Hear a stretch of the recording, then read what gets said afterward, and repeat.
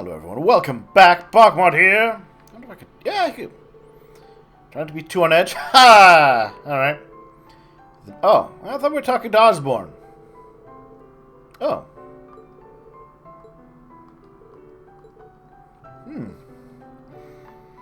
I thought we were talking to Osborne, not His Majesty, but... Alright. Maybe I had a momentary brain moment.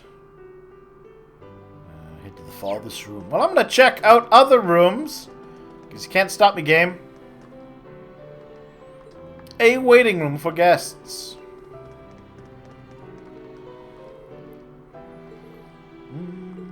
A lot of young people having a good time. Little do they know of the doom. It's luxurious.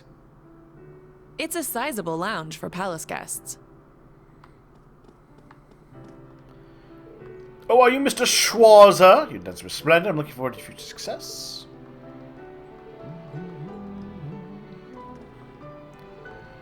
I got a question. The focus of gossip is across the nation. You dodged the issue quite skillfully, though.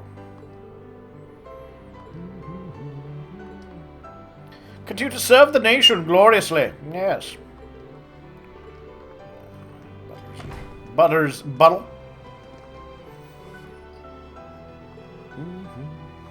Proceed, okay. There's the back room. Dun dun dun. Yes, let's go. Alright, I'm going. I want to know what the king wants. I was waiting. I really thought I was talking with Serene Schwarzer has arrived. Osborne here, but Very alright. good. See him in. Guess we'll talk to His Majesty instead.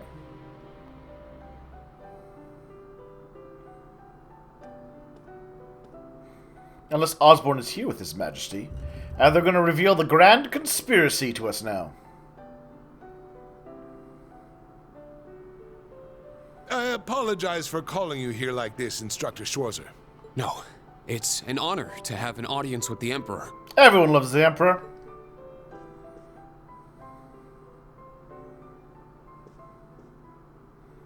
Your dances with your sister and Alphen were a sight to behold. Your skills as a lead were just as impressive as the rumors suggested. I'm sure my daughter was very... Is this what the Emperor's talking about? About you and my daughter. Well, I'm only joking. Oh, that trickster of an Emperor. You've helped out Oliver numerous times. You've rescued Alphen twice. And you saved Cedric's life at the end of the Civil War. I suppose of us all, the king really likes My us. entire family is grateful for everything you and the rest of Class 7 has done. You're welcome, Your Majesty. As the Awakener of the Ashen Knight, the very same one my ancestor once piloted, you have saved many lives and averted many crises. It's true. Dreichels himself, the Lionheart Emperor, once piloted Valimar. so you knew the truth about Emperor Dreichels. Yes, indeed. Perhaps not too shocking. As well as the relationship between the Chancellor and yourself. Also not shocking. You know that, too? Yes, I figured it out somewhere along the way. Oh. I would have thought that Osborne might have let him know. But I guess the Emperor's he's no slouch in the brain. When I asked, the Chancellor didn't deny it. So I took that to mean my suspicions were correct. He and I have much in common. Both of us have lost loved ones to the foolish schemes of others. I've heard about the Chancellor, but Your Highness? It happened long ago.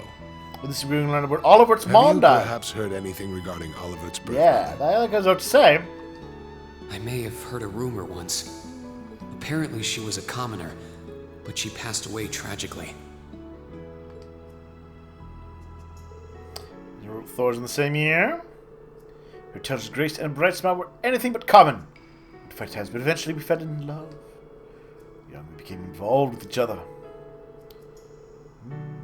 Oh, you were having unprotected sex out of wedlock as an underage teenager in school, Emperor Eugent, and knocked up a girl. Tisk! Tisk! I suppose you didn't get to talk about the birds and the bees. Or I guess the royal birds and the royal bees! And the royal jelly? That boy was Olivert. Still crunches the time on to make her my empress, but she refused. Instead of Vander to guard her. I'm honestly surprised that she refused. Everybody loves the imperial family. Why would they ever... Like, why did she say no?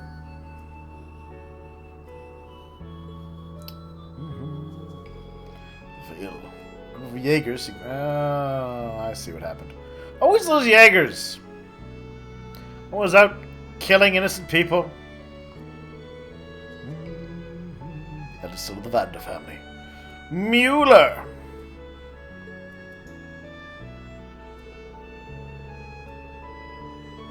My father passed her and I had lost her. She announced he was my son. I made to ensure this tragedy would not repeat itself.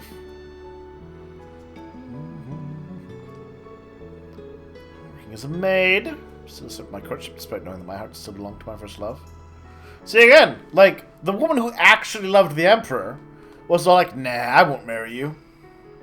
And the woman who's like, I know you actually just love this other woman, and I'm like this replacement goldfish, so that there aren't murder schemes by crazy mercenaries. But sure, I mean, you're the Emperor. Holding himself off from Evan the palace, but Scylla was able to get him to open up. He accepted him as his father. When the twins born, he was just happy as the rest of us, if not more so.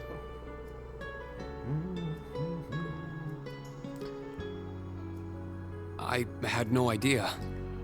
But are you sure it's all right to tell me all this? It's no great secret. Most of the larger noble families already know. And it's not like you go around spreading, spreading the truth. You keep the secrets of Hamel, you've kept the secrets of the Civil War, you've kept our secrets. Oh, so many secrets you keep, Reen. We know you don't tell anybody anything. But my point is this. Both the Chancellor and I lost loved ones. But our sons yet live. Certainly a unique point of commonality, wouldn't you say?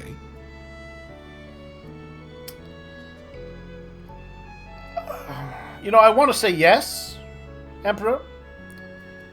But just so many people in this game have lost a family member, a parent, or both parents, and still have kids going on. I can't say it's that common. I mean, you might as well say you have things in common with Cassius Bright. Because his wife died, his daughter's still alive. It's basically the same thing. Let's not get hung up on the details of the gender, right? Eustace, of course, same deal.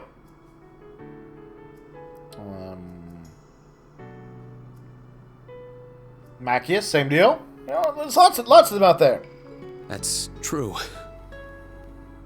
Is that why you appointed him as Imperial Chancellor? I hope that wasn't the only reason. It's true that I felt an affinity with him. Despite all of our claims to the contrary, very little people actually die, except in the ancient past.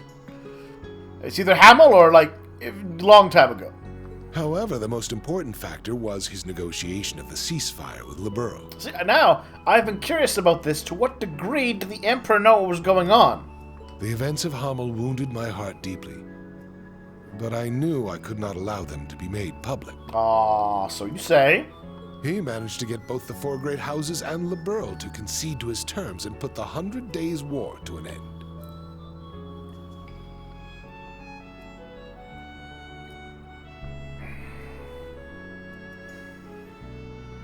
I want to know how, what did he use? Because I assume the main thing that would work would have been the threat of the revelation of the secret.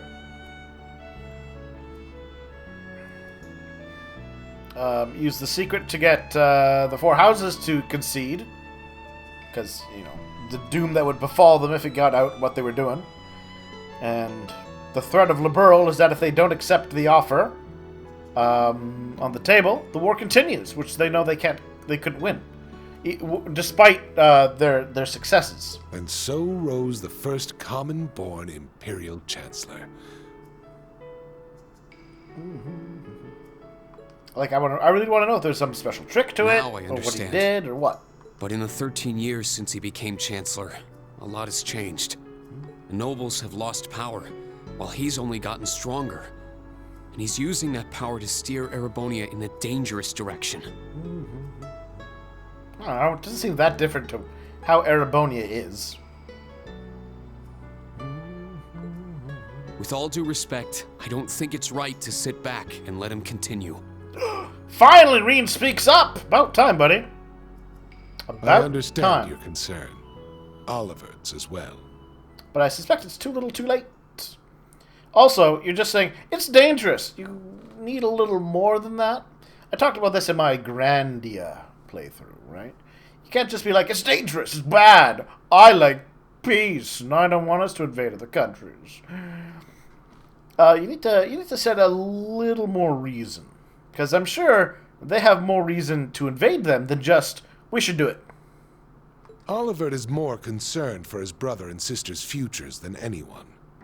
In that respect, he sees the Chancellor as a bigger threat than the nobles do. Oh yes, we do know that Cedric and the Chancellor have been getting cozy. However, things are not so simple. Ah, yes, good. I've been waiting to get to this. Regarding myself and the Chancellor, tragedies like Hamel, at times, this nation will make the most tragically foolish decisions. During the War of the Lions, the brothers of the royal family spilled each other's blood and pulled the nation into their feud. The history of Erebonia is smeared with blood and alight with flames, more than any other country. Guess.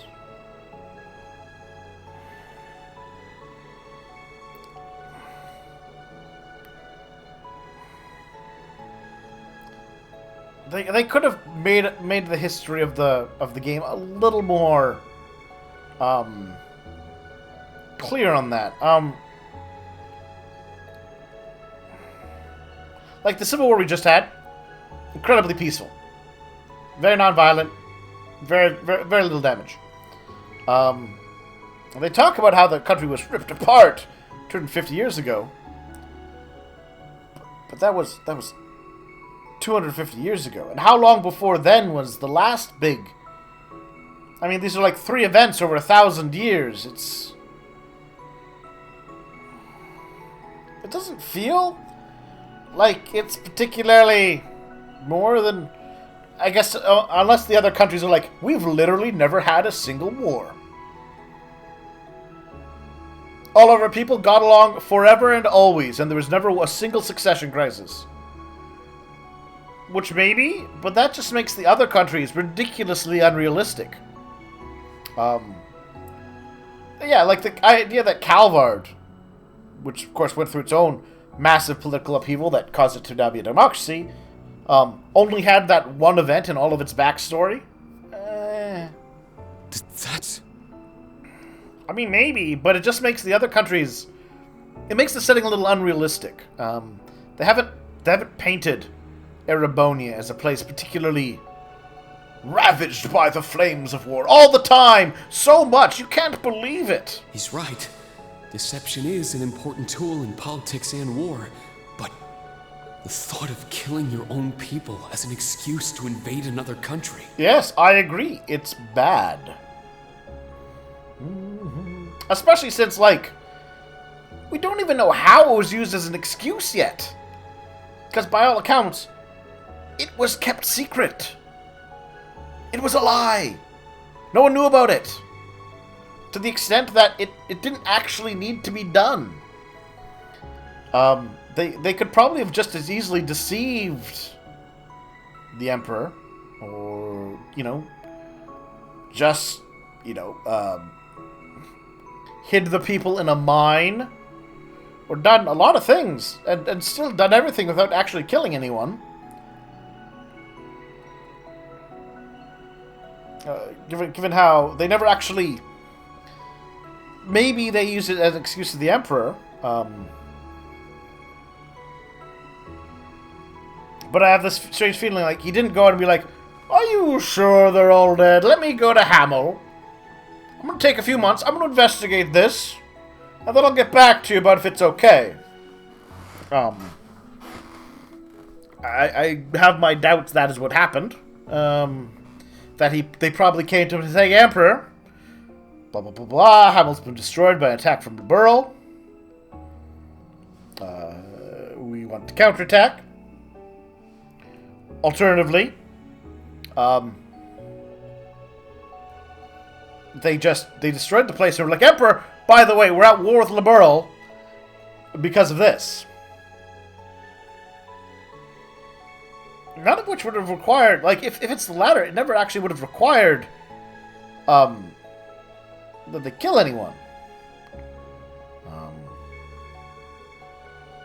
Because they never let anyone really know about it, except for maybe him.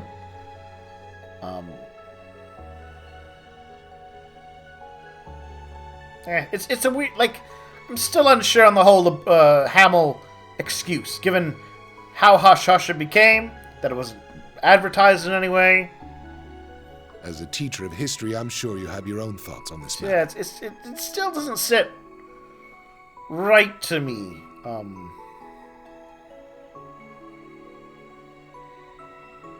Aside from, I guess, needless evil. So tell me, do you know the people of Erebonia to have a cruel temperament? I mean, some of them. I mean, definitely some of them. Ash leaps to mind, obviously. Because, like I've said, he's a cruel thug who enjoys hurting others. Especially the helpless. I want to point that out. But, I mean, we've seen how the nobility act. Right? We've certainly seen them be particularly cruel about things. We've seen how people working for Kleist in Lamar, right? What they were willing to do. Back in Chapter 1 of the first game, there was the soldiers who were willing to gun down kids just to keep their little bullying, smuggling operation going. Right? The people of the ILF. Like Scarlet, for example. She's like, you know what really happened? We got a whole lot of money for our farm so that they could build a railroad. And then my dad just couldn't quite handle the whole thing because of eminent domain. And he drank himself to death. And because of that, I was willing to try to start a civil war, or trying to start a war between two major military powers, bomb a civilian population center, kidnap. I mean, there's things like that. So I will say, no more to... Now, not to say that they're all like that, of course not. But I would say that the people of Erebonia have a cruel temperament to the same degree that any nation and group of people would. No. The people of Erebonia are sincere and value honor and pride. Yeah. But as I pointed out with the nobility, or as I will point out with the nobility, honor and pride mean very different things to very different people. How the high noble families, like Patrick, for example, he definitely valued honor and pride, but that came with a very certain kind of relationship with the commoners. Same with Cayenne. He certainly had all about that pride. Ducal Berea, right? Well, they have a sincere value of them, but it can go either way. They think highly of martial skill, but know it is a virtue to use it only when absolutely necessary. Well, that is definitely not true. Given how there's Crossbell in Northumbria. And again, if you want to take the idea of the Civil War, or their claims about all the bloodshed, then clearly no. Erebonians do not think of it as a virtue to only use when absolutely necessary.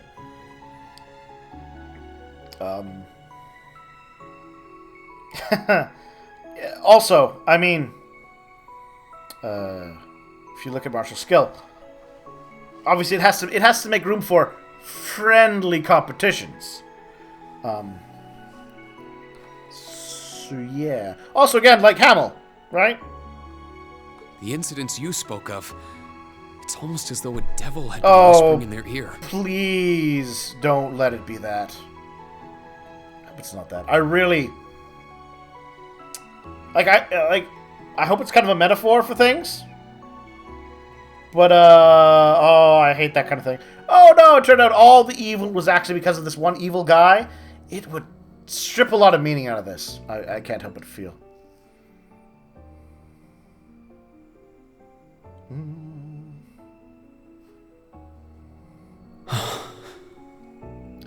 That was an interesting set of flashbacks for evil whispering in their ear. Precisely. There is something in Erebonia. I mean, if anything... No.